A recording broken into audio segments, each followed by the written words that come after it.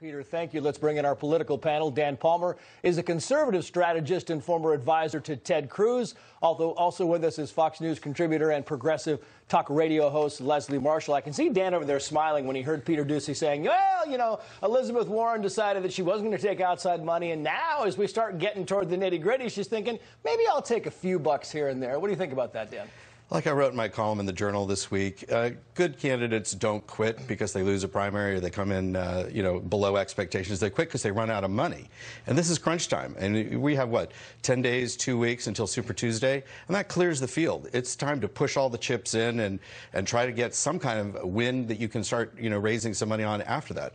There's probably only room for two, maybe a third candidate come the day after. When you have a Michael Bloomberg in the race, you need money, Leslie. I mean, and Elizabeth Warren is realizing, look, I got to have some cash, and I know I said I'm going to stick to my moral high ground here, but give me some money. Well, there are a couple of factors. I think, she was trying to do the right thing in a sense, and appeal to the very liberal progressive faction of the Democratic Party. But Michael Bloomberg is a game changer financially. Right now, when you look at the candidates, Warren, Buttigieg are spending more than double what they're bringing in. Even Bernie, Biden, they're all spending more than 100% of what they're bringing in. Elizabeth Warren just raised the most money she's ever raised after this last debate in a single 24-hour period.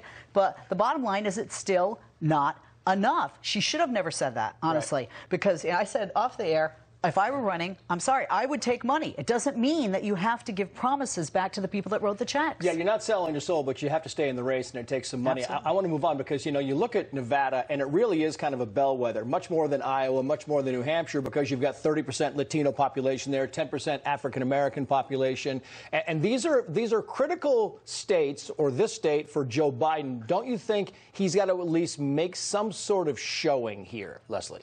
Yeah, he has to come in top three. And I honestly think anybody who's not top three needs to walk away, put your support, your voters, your percentages in the polls, and your money into one of those top three candidates that you support. He has got to come in #1 in South Carolina. He has to have a top three in Nevada. Of course, Super Tuesday could be a very big game changer. But if not, then Joe Biden's going to be in trouble. You think, Dan, he's got a little bit of wiggle room, that Nevada's not as crucial as a lot of people are making it out to be?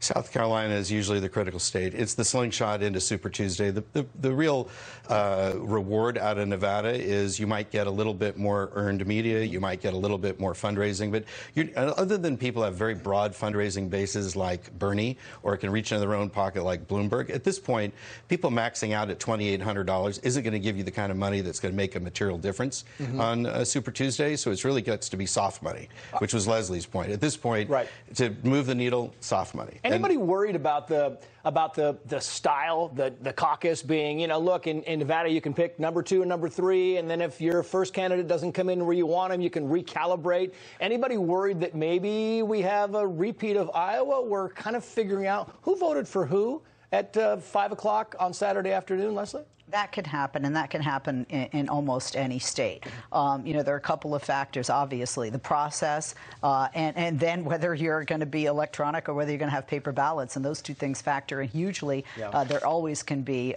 problems, and especially when you have people that say, hey, wait a minute, I thought I was #1, recount. Yeah, last word to you, Dan. We're not worried on the Republican side. We're amused.